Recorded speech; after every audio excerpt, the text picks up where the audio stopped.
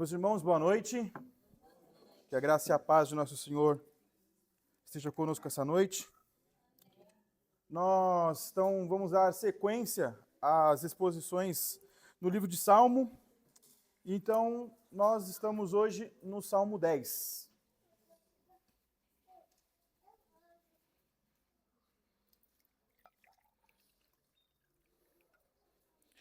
Salmo 10.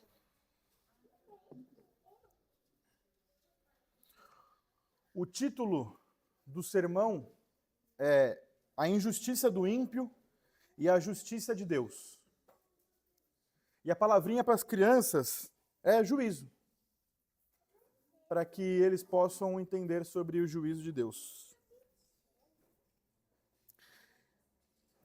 A injustiça do ímpio e a justiça de Deus. Se todos acharam, meus irmãos, então antes da gente iniciar com a leitura, vamos orar a Deus. Ao Senhor Deus Pai, nós te agradecemos, nós te louvamos por estarmos aqui essa noite para elevar esse culto a Ti. Ó Deus, nós te clamamos essa noite que o Senhor possa falar em nossos corações e que qualquer sombra de arrogância que possa ter em nossos corações ou as obras de iniquidades em nossos corações, que repetidamente nós estamos ali, caindo neles, que o Senhor possa tirar, que o Senhor possa nos lavar, que o Senhor possa nos fazer cada vez mais parecidos com Cristo. Então fala, Senhor, essa noite com os nossos corações, que o Senhor abra a nossa mente, a nossa atenção, e que o Senhor, que possamos colocar em prática tudo isso que nós vamos ouvir hoje. Nós te clamamos essas coisas, Pai, em nome de Jesus. Amém.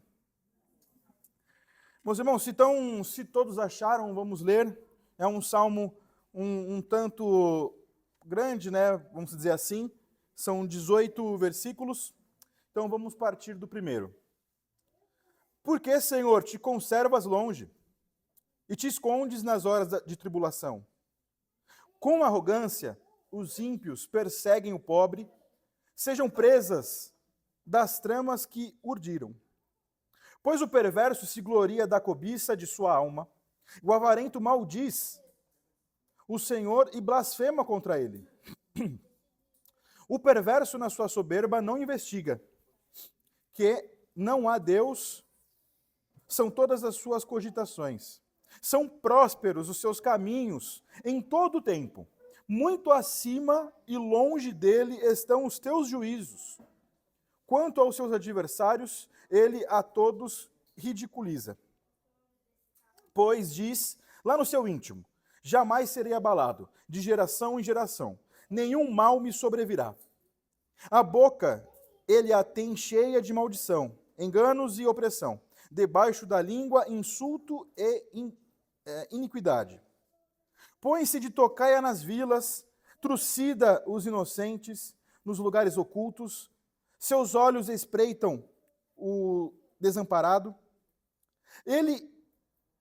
Está ele de emboscada, como o leão na sua caverna.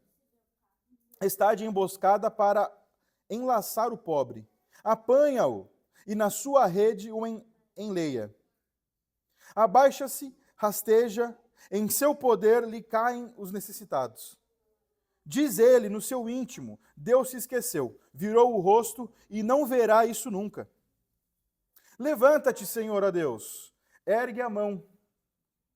Não te esqueça dos pobres. Por que razão despreza o ímpio a Deus, dizendo no seu íntimo que Deus não se importa? Tu, porém, o tens visto, porque atentas aos trabalhos e à dor, para que os possas tomar em tuas mãos. A ti se entrega o desamparado.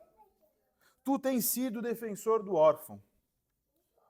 Lembra-te, quebranta o braço do perverso e do malvado. Esquadrinha-lhes a maldade, até nada mais achares. O Senhor é Rei eterno. Da sua terra somem-se as nações. Tens ouvido, Senhor, o desejo dos humildes. Tu lhes fortalecerás o coração e lhes acudirás, para fazeres justiça ao órfão e ao oprimido, a fim de que o homem, que é da terra, já não infunda terror.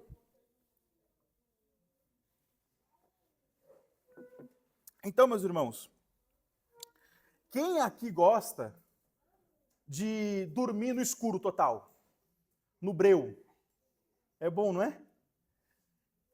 E você, por um acaso, já acordou de madrugada, no meio do breu, para ir no banheiro, fazer alguma coisa, e aí você sai tudo apagado, você sai tateando as coisas, porque você não consegue ver nada, e aí você sente insegurança porque você tem medo de ou chutar com o dedinho do pé alguma coisa, ou você de esbarrar em alguma coisa e cair. É uma sensação muito ruim. Você se sente vulnerável, você se sente seguro, porque você não consegue enxergar nada. Então, meus irmãos, e o que mais angustia é que você sabe que o interruptor está logo ali, mas só que você não consegue achar nada. Porque assim, se você está até na sua casa, tudo bem, você até sabe mais ou menos o caminho. Mas quando você está na casa de alguém, que você dorme no escuro total, você não consegue achar aquele desespero de achar o interruptor de luz. Então, meus irmãos, esse exemplo aqui é aquela sensação de impotência diante daquilo que você não consegue ver. Essa experiência, meus irmãos, ela é comum a todos os cristãos, a todas as pessoas, na verdade, né? Em algum momento da sua vida, né? A não ser que você tenha medo do escuro, aí você acende alguma luz ali por conta do espírito, né? Brincadeira. Mas experimente você, por algum momento, fechar os olhos e sair andando. É a mesma situação. E o que isso tem a ver com o salmo que a gente acabou de ler? Que ligação que tem? É que esses exemplos que eu trouxe, eles nos ajudam a entender o clamor do salmista. Esse salmo, se vocês olharem aqui, se vocês prestarem atenção, no primeiro versículo, ele não começa com uma afirmação. Ele começa com uma pergunta. Por que, Senhor, te conservas longe e te escondes nas horas de tribulação? Então, o salmista, ele está envolto, meus irmãos, por trevas, algo obscuro, tanto moralmente quanto espiritualmente. Ele não vê, ele não consegue enxergar Deus, porque quando ele olha ao seu redor, ele vai ver só o ímpio crescendo, florescendo, vai ver corrupção, ele vai ver o ímpio cada vez mais exercendo a sua maldade, com arrogância, com o sofrimento dos inocentes. Então, ele se pergunta aonde que está Deus, onde que está a luz de Deus, a justiça de Deus.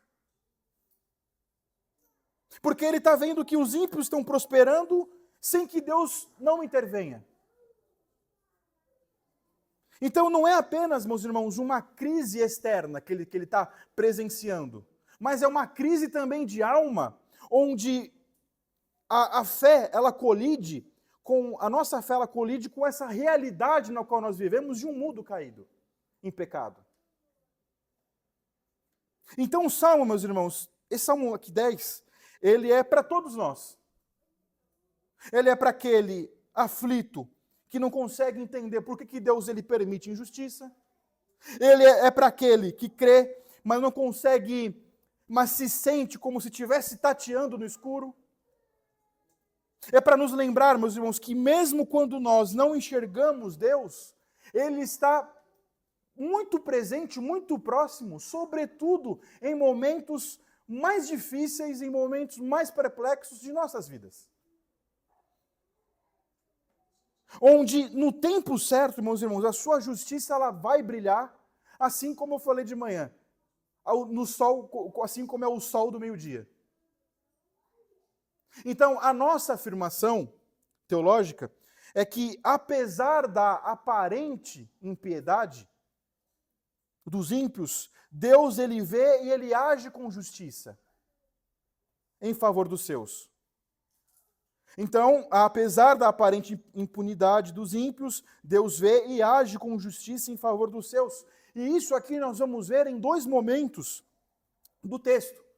A primeira parte é o ímpio ele age com arrogância, e aí nós vamos pegar essa primeira etapa dos versículos 1 a 11, e a segunda etapa é que Deus, o Senhor, ele age com justiça, dos versículos 12 a 18.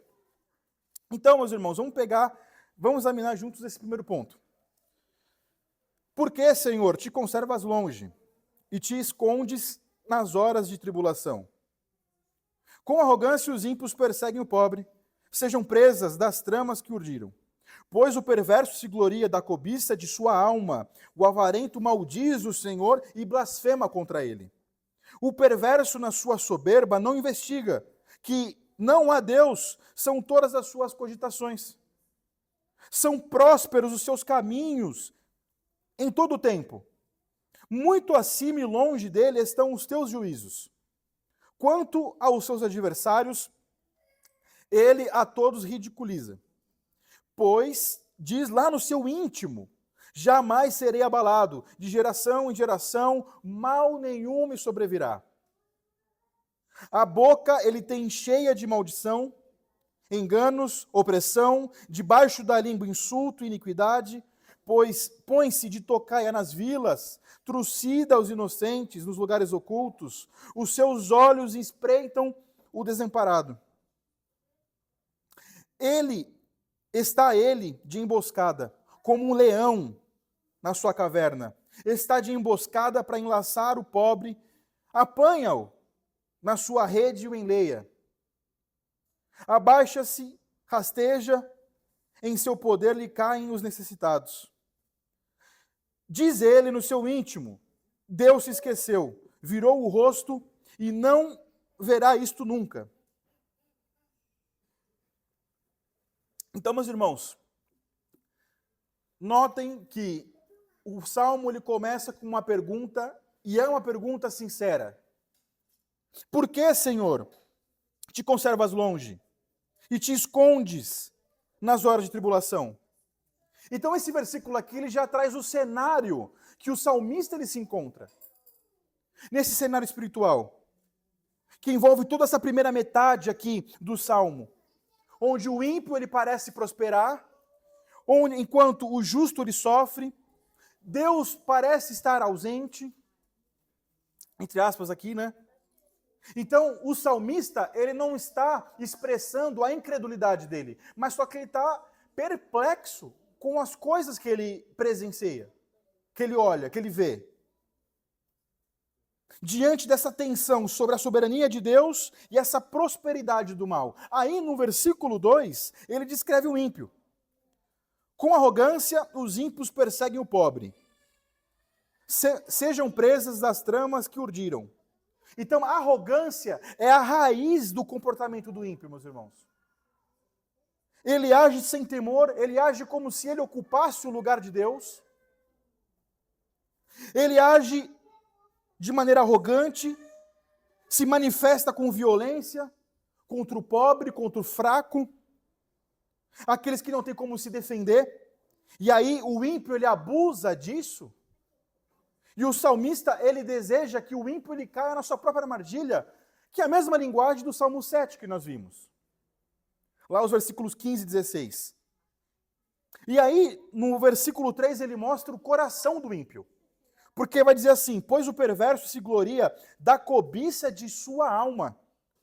O avarento maldiz o Senhor e blasfema contra ele.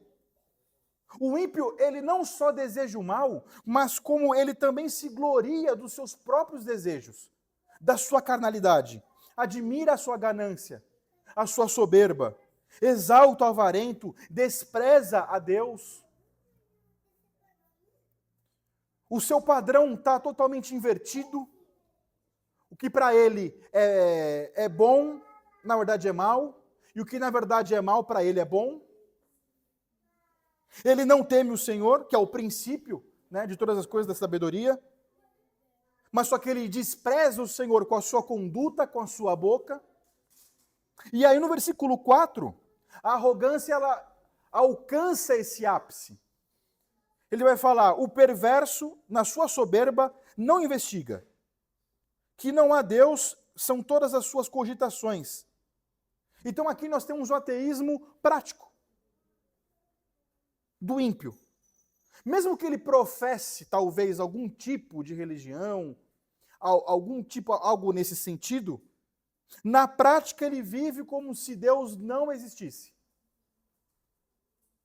Ele não ora, ele não busca, ele não se submete ao juízo, a não ser o seu próprio juízo.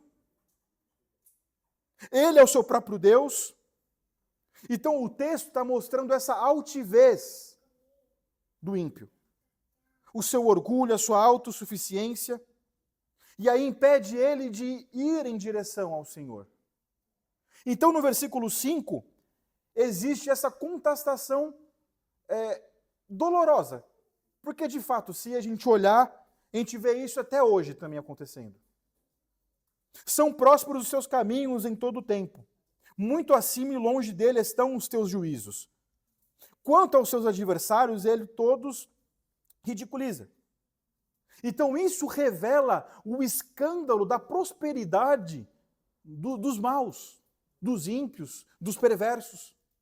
Que mesmo eles agindo dessa forma, muitas das vezes eles ainda são prósperos nos seus caminhos. Davi já constatava isso lá na época dele. Porque eu não acabei falando para os irmãos, mas o contexto desse salmo aqui, a gente não... Os teólogos não têm um momento certo quando ele escreveu isso.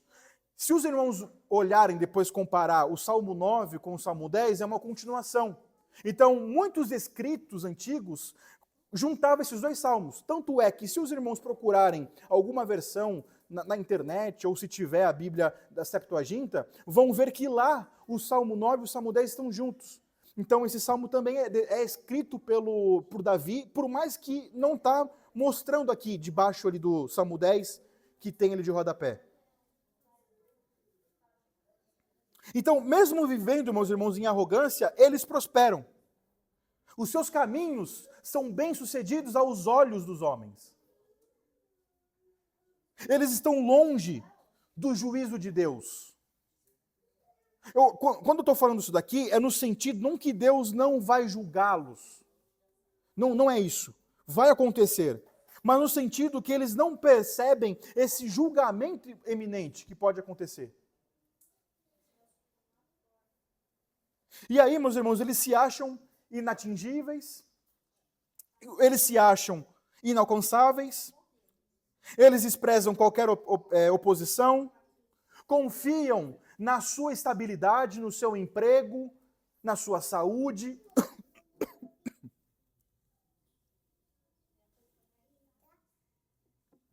Então eles confiam na estabilidade da sua impiedade.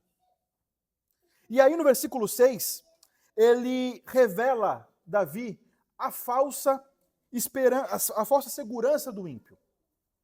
Ele vai dizer: pois, diz lá no seu íntimo, jamais serei abalado de geração em geração, nenhum mal me sobrevirá. Então aqui está o clímax dessa segurança do ímpio, da sua autoconfiança. O ímpio, ele vive como se ele fosse eterno. Então ele se acha blindado sobre qualquer coisa. Bota uma coisa na cabeça dele, força de vontade, e eu vou, eu consigo, eu posso. É tipo o Pablo Marçal, que bota uma coisa na cabeça e que vai conseguir, que é isso, e que ele profetiza na vida dele. É tipo isso. Tanto é que ele profetizou que ele ia vencer lá a eleição e não deu em nada. Então é uma segurança, meus irmãos, baseada na ilusão. E exatamente é isso que o salmista denuncia. Como esse arrogante que ele é. E aí, nos versículos, se os irmãos repararem depois, em casa com calma, os versículos 7 a 10, o salmista ele descreve esses atos práticos do ímpio, que vai dizer: a boca ele tem cheia de maldição, enganos e opressão, debaixo da língua insulto e iniquidade, põe-se de tocaia nas vilas, trucida os inocentes nos lugares ocultos, os seus olhos espreitam o desamparado, ele está de emboscada como um leão na sua caverna, está de emboscada para enlaçar o pobre, apanha-o na sua rede e o enleia, abaixa-se, rasteja, em seu poder lhe caem os necessitados. Então aqui, o ímpio, ele parece essa imagem de um predador, como um leão. As suas palavras são venenosas, as suas ações são traiçoeiras, planejam o mal, executam o mal, não estão nem aí para o próximo, esconde as suas intenções e se aproveita, meus irmãos, da inocência alheia de uma pessoa mais simples. Então, essas figuras aqui, meus irmãos, de leão, de ciladas, revelam tanto esse poder quanto essa sutileza que eles vão para destruir.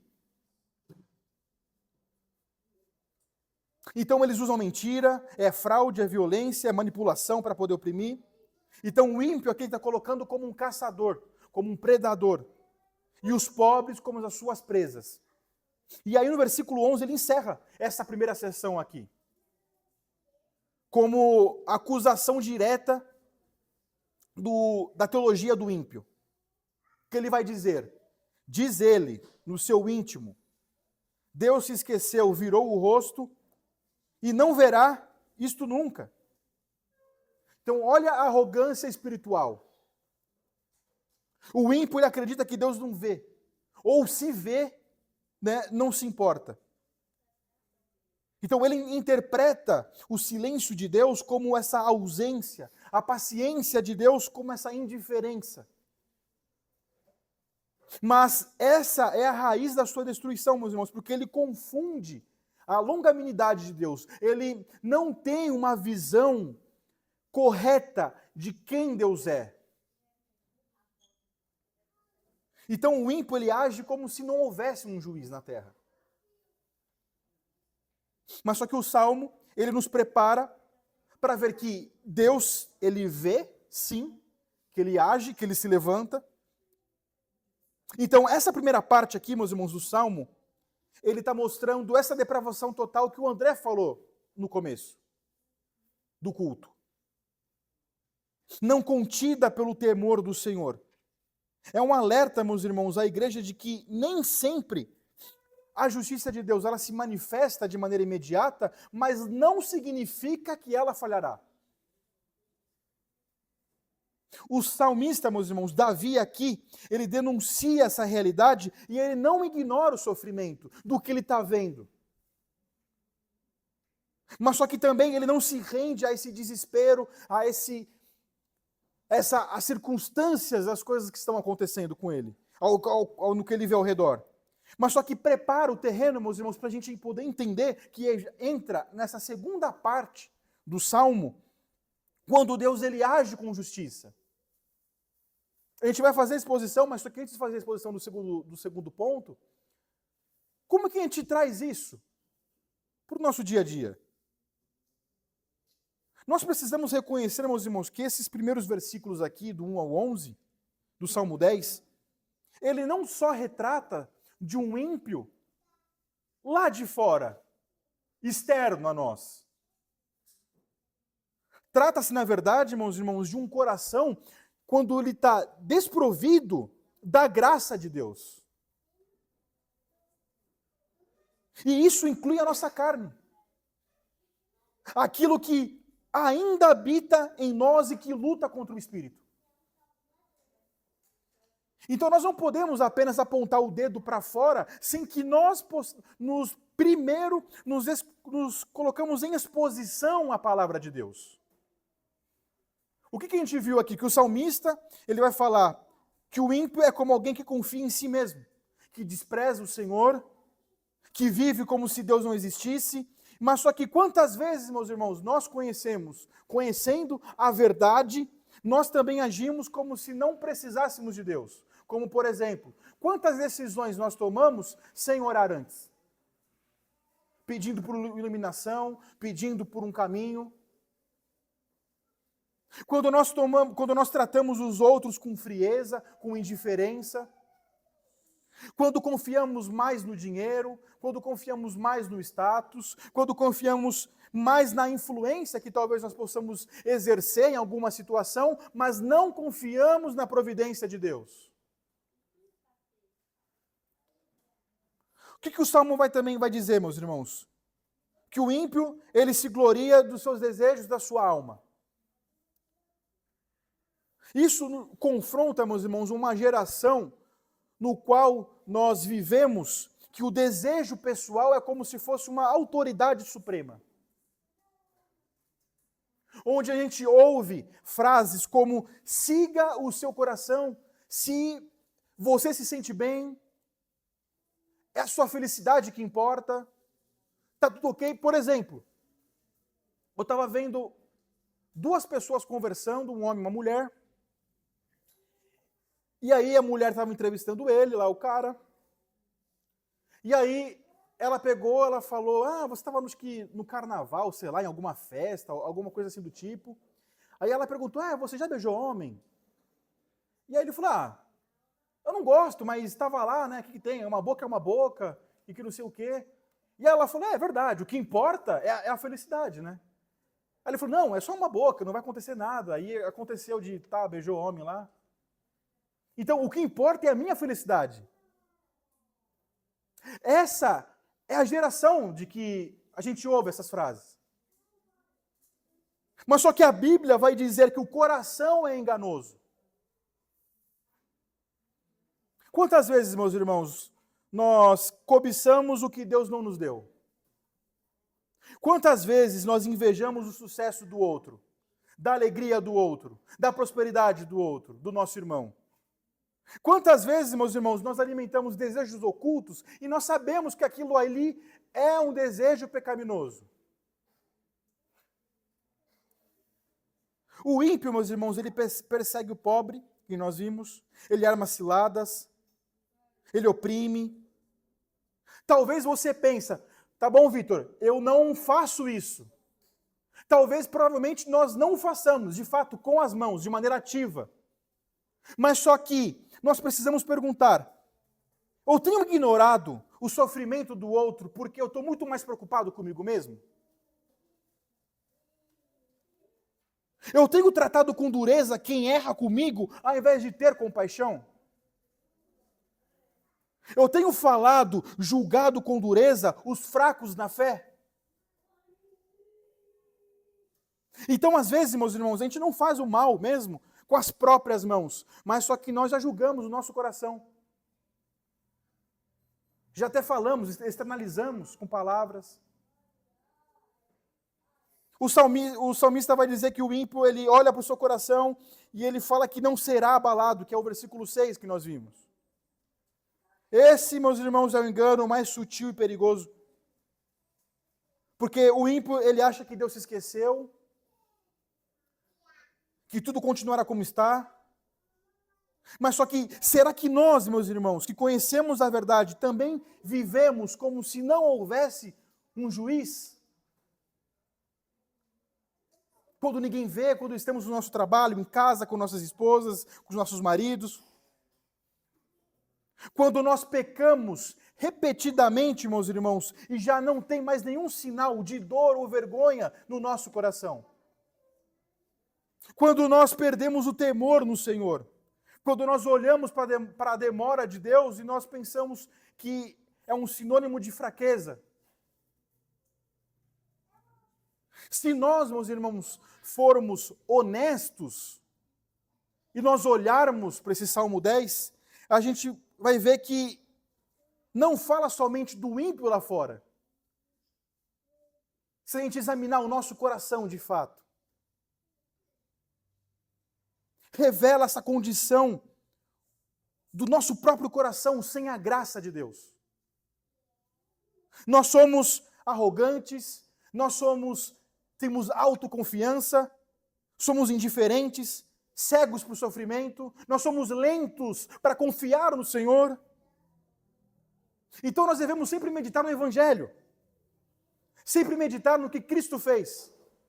Porque Jesus Cristo ele não foi o ímpio desse salmo aqui, 10, obviamente. Ele foi o oposto de tudo aquilo que nós vimos aqui, dessa primeira parte. Enquanto o ímpio, ele oprime o fraco, Cristo, ele desceu até os fracos. Enquanto, meus irmãos, o ímpio, ele confia em si mesmo, Cristo, ele se esvaziou da sua glória e confiou plenamente no Pai até a morte. Enquanto, meus irmãos, o ímpio, ele despreza o Senhor, Jesus Cristo, ele viveu para poder glorificar o Pai até a morte. Enquanto, meus irmãos, o ímpio ele se esconde e arma ciladas, Jesus Cristo ele se entregou de forma aberta, de forma voluntária para pecadores. Se tornou um ímpio para que ímpios de verdade fossem justificados. Então, meus irmãos, se ao ouvir isso e você perceber no seu coração esses pecados ocultos de arrogância, de dureza, de indiferença, de autossuficiência, que nem uma frase que eu ouvi de um pastor que o André sempre comenta, eu acabei adaptando aqui para esse sermão: não fuja do Senhor, mas fuja para o Senhor. Jesus, meus irmãos, ele não veio apenas para perdoar os nossos pecados, mas para transformar pecadores hoje, no presente. Então, meus irmãos, ele é manso, ele é humilde de coração, ele promete esse descanso que o André lhe falou no início. Então, se hoje você percebe que, como alguém que mesmo em meio à fé, ainda tem atitudes de ímpio, que abrigue em seu coração, descritos aqui, não endureça o seu coração. Confesse. Volte-se a Cristo Jesus. Se abrigue nele, porque a misericórdia do Senhor se renova toda manhã. Então, se você também se sente oprimido por esse tipo de ímpio, lembre-se que o que o texto fala aqui, que nós vamos ver a segunda parte, que Deus vê. Ele não está ausente. A justiça dele vem e não vai falhar. Agora vamos para o ponto 2, meus irmãos.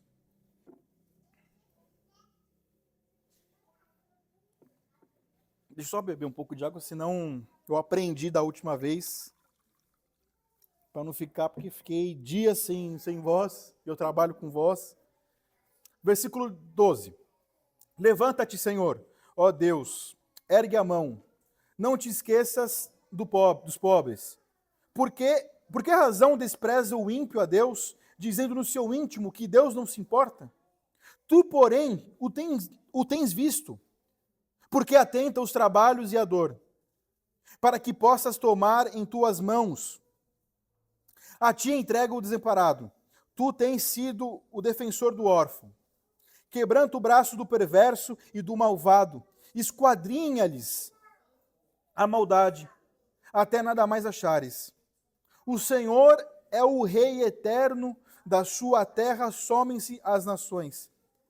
Tens ouvido, Senhor, o desejo dos humildes. Tu lhes fortalecerás o coração e lhes acudirás, para fazeres justiça ao órfão e ao oprimido, a fim de que o homem, que é da terra, já não infunda terror. Então, meus irmãos, essa segunda parte aqui do Salmo 10, que nós vimos aqui, os versículos 12 a 18, nos conduz a um cenário de angústia que ele estava vivendo, para agora um cenário de que Deus é esse rei da terra. No versículo 16. Então, esse é o clímax da confiança e o consolo que nós vamos ver agora. Então, se antes, meus irmãos, o salmista, ele contemplava toda essa dor, essa ação do homem piedoso, da maldade, agora ele vai contemplar a justiça de Deus, como socorro, como esperança. Então esse contraste aqui, meus irmãos, é justamente esses dois pontos do sermão. Enquanto o ímpio ele age com arrogância, Deus ele age com justiça. No versículo 12, é um clamor, meus irmãos, que ele fala, né? Levanta-te, Senhor. Ó Deus, ergue a mão, não te esqueças dos pobres. Davi, ele não está duvidando da existência de Deus. Ele está apelando para esse caráter imutável do Senhor, porque ele sabe que Deus é justo, ele sabe que Deus ele vai aplicar sua justiça e que ele não permanecerá indiferente com tudo aquilo que ele está vendo, que está acontecendo, e que ele, no tempo certo, ele vai aplicar sua justiça, ele vai ser o socorro para os humildes. Então esse versículo aqui, meus irmãos, ele é uma expressão típica muito dos salmos que a gente está vendo aqui. A gente já viu 10 salmos. Então, isso aqui é típico desses salmos de orações que buscam essa intervenção divina da situação que está acontecendo. Mesmo quando Deus ele parece se ocultar, meus irmãos, o justo, ele confia e ele sabe que Deus se levantará em defesa dele. E aí, no versículo 13, o salmista, ele reflete sobre essa arrogância do ímpio, ele diz, né? Por que razão despreza o ímpio a Deus, dizendo no seu íntimo que Deus não se importa? Mas só que, já no versículo seguinte, no 14, ele imediatamente ele desmente essa afirmação aqui. Que ele vai dizer, tu, porém, o tens visto, porque atentas aos trabalhos e à dor, para que possas tomar em tuas mãos. Então aqui está uma das declarações acho que mais belas que nós podemos ver também, em toda a Escritura, reconfortante, porque o Senhor vê, Ele contempla, Ele não está distante, não é porque Ele não está talvez aplicando aquela justiça imediata que nem espera, que Ele está indiferente para o sofrimento, para a dor, que Ele não fará nada, que Ele não vai fazer nada, mas Ele contempla atentamente cada injustiça que acontece. Ele mesmo se compromete a intervir nisso. E aí, meus irmãos, nós vemos que Deus, ele age, ele toma nas suas mãos as causas dos aflitos. Ele fortalece o coração do oprimido. Então, meus irmãos, ele conhece a aflição do órfão. Ele ouve o clamor do humilde. Essa é a base da esperança do salmista que ele está refletindo aqui. Que Deus não abandonará os seus. Ele inclina os seus ouvidos, meus irmãos, para ouvir o gemido do necessitado. Ele vai agir com justiça. Mesmo quando parece que vai demorar para acontecer. E aí, meus irmãos, chega o versículo 16, que eu falei. O Senhor é Rei eterno. Da sua terra somem-se as nações. Então, ao contrário, meus irmãos, do poder passageiro dos ímpios, o poder de Deus, o reino de Deus, ele é eterno. O trono de Deus é perpétuo, é eterno. Ele governa soberanamente, com retidão. Ele não vai permitir que a injustiça, ela prevalecerá, que ela vai ser para sempre. E aí, meus irmãos, nos versículos finais aqui, 17 e 18, o salmista, ele expressa essa convicção de que tens ouvido, Senhor, o desejo dos humildes. Tu lhes fortalecerás o coração e lhes acudirás para fazer justiça ao órfão e ao oprimido, a fim de que o homem que é da terra já não infunda terror. Então aqui nós vemos a certeza de que Deus age para limitar o poder desses homens maus, para poder consolar os humildes e estabelecer o seu juízo final aqui. Então essa porção aqui, meus irmãos, do Salmo, nos lembra que a justiça de Deus, ela não é apenas futura, mas ela já está operando no mundo. Deus, ele age, ainda que muitas das vezes a gente não perceba ele agindo. E aí, meus irmãos, esse salmo, essa segunda parte aqui do salmo, nós somos lembrados da justiça de Deus. Que ele vai aplicar nos ímpios, que ele vai conceder ali a sua graça para os seus. Mas só que essa parte aqui, meus irmãos, do salmo, ele não nos isenta de confronto também. Ela também nos expõe, meus irmãos, muitas vezes pecados profundos que estão em nossos corações. É muito possível, meus irmãos, que mesmo nós como cristãos, nós nutramos no nosso interior, no nosso íntimo, pensamentos como o de Davi, querendo dizer que Deus não está vendo, que Ele está distante, que a nossa dor parece que está passando despercebida. E às vezes nós nos revoltamos, nos silenciamos, nos murmuramos, guardamos ressentimentos contra Deus, como se Ele tivesse nos abandonado, como se Ele não estivesse vendo, ou se talvez fosse culpa dele. Quando na verdade, meus irmãos, o Salmo lhe diz, né? Levanta-te, Senhor. O que está ensinando aqui para nós é que lamento não é murmuração, é fé em meio à dor. Então, meus irmãos, quando nós escolhemos não orar a Deus por uma determinada situação, nós estamos negando com nossas atitudes aquilo que nós professamos, que o Senhor reina e que a sua justiça existe, que ela é verdadeira e que ela será aplicada. Tem o pecado, meus irmãos, da autossuficiência mascarada, né, de religiosidade.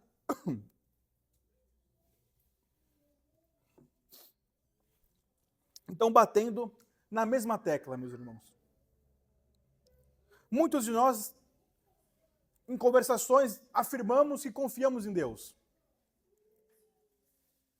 Quantas vezes, meus irmãos, nós falamos isso, mas só que na prática, nós recorremos à força própria,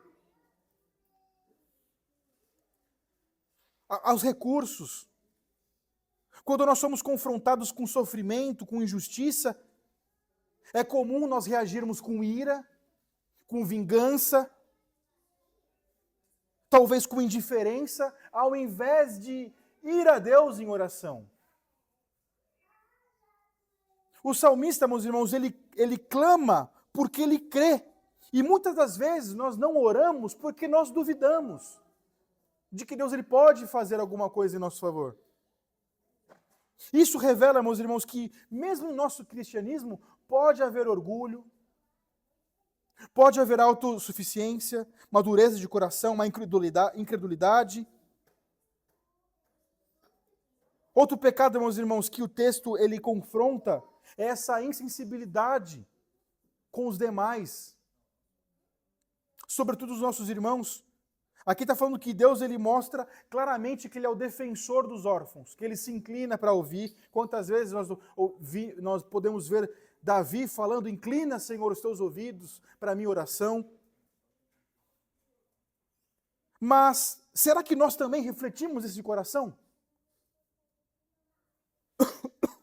Quantas vezes, meus irmãos, nós ficamos neutros diante da injustiça que está acontecendo do nosso lado? Quantas vezes, meus irmãos, a gente vira o rosto para não ver a dor do próximo? Quando a gente poderia até mesmo conceder a nossa casa para abrigar os irmãos, por exemplo. E a gente deixa de fazer isso. De irmão que mora lá longe e que vem, às vezes não tem como voltar, e para voltar, às vezes demora para ir voltar, fazer um bate-volta. É cansativo. Só dando um exemplo aqui. Esse pecado, meus irmãos, é como se fosse aquela omissão piedosa. É a teologia sem compaixão, que nem o André já falou uma vez aqui. O que adianta nós sabermos de teologia se a gente não coloca em prática? É a ortodoxia sem misericórdia.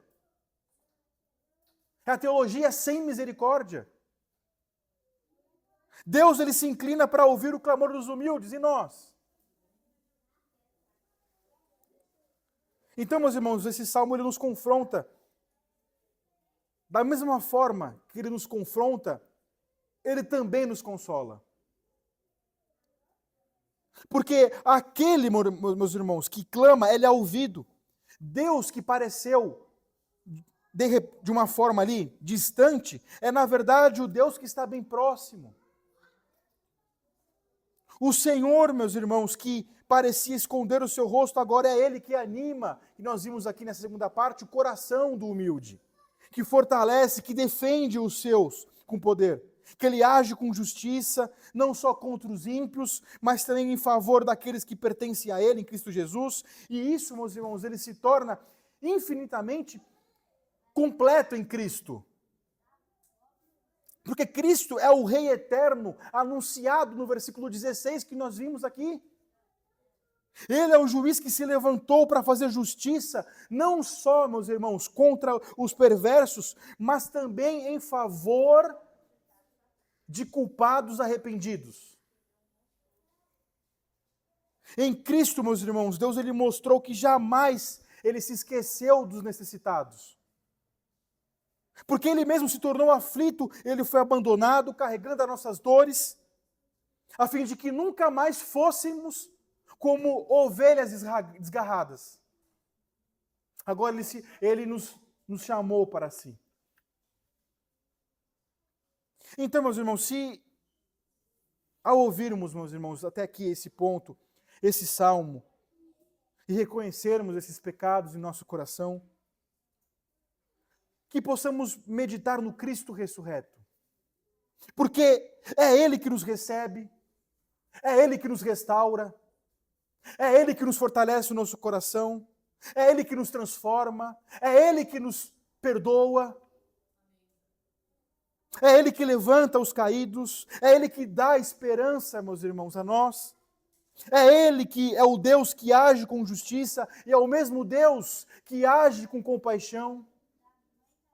Então que possamos recorrer a esse Cristo ressurreto.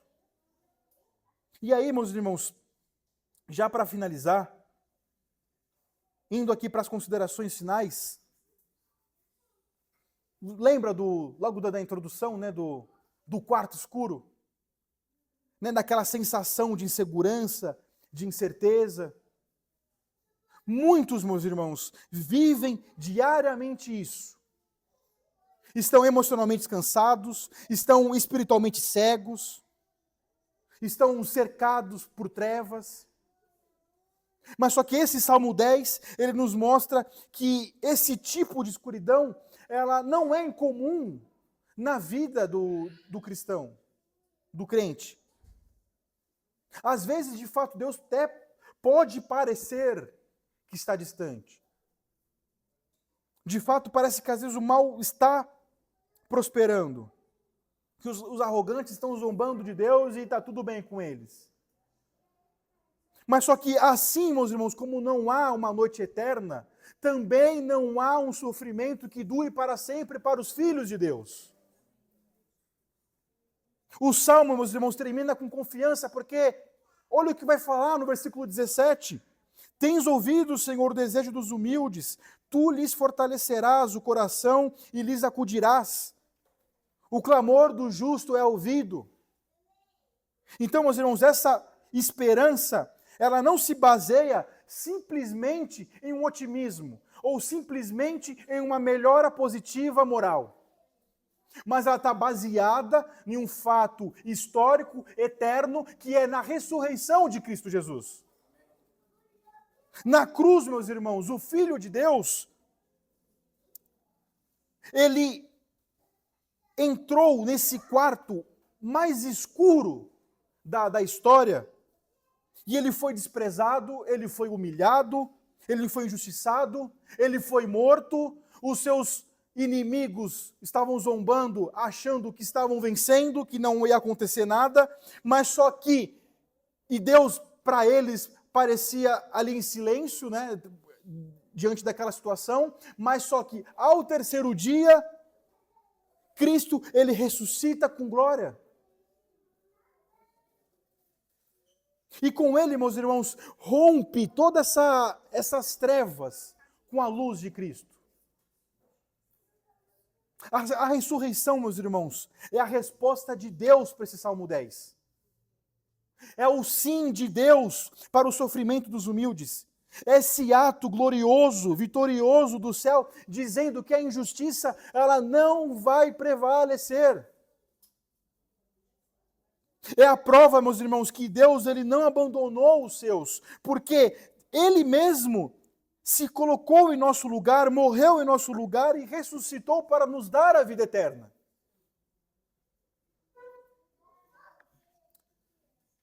Então, meus irmãos, a ressurreição ela é mais do que um consolo para a gente. A ressurreição ela é mais que um consolo para nós de Cristo Jesus. É a vitória de Deus em nosso favor. É o trono sendo agora ocupado por um rei que viveu na nossa carne, que presenciou tudo aquilo que nós sofremos. Fome, dor, sofrimento, sede, tudo. As limitações da nossa carne. E agora ele governa e reina com justiça. E essa é a certeza, meus irmãos, de que o ímpio sofrerá a justiça de Deus. Enquanto ele virá com toda a sua flecha, com toda a sua ira, para aqueles que estão em Cristo Jesus, ele está ali estendendo a sua mão. Com graça que existe em Cristo Jesus. Então, se hoje você está nessa escuridão, está sentindo que o mal está vencendo, que talvez o silêncio, talvez você está pedindo alguma coisa para Deus e o silêncio de Deus está talvez te causando alguma dor, porque a situação não está mudando, medite no Cristo ressurreto. Olhe para o Cristo ressurreto. Ele é a resposta, Ele é o fim da escuridão, Ele é a solução do Salmo 10. Ele vive agora, meus irmãos. Nós temos uma pessoa que morreu de carne e osso, que nem nós, e agora vive, Ele ressuscitou. Agora é um corpo glorificado, existe alguém lá no céu que nos representa.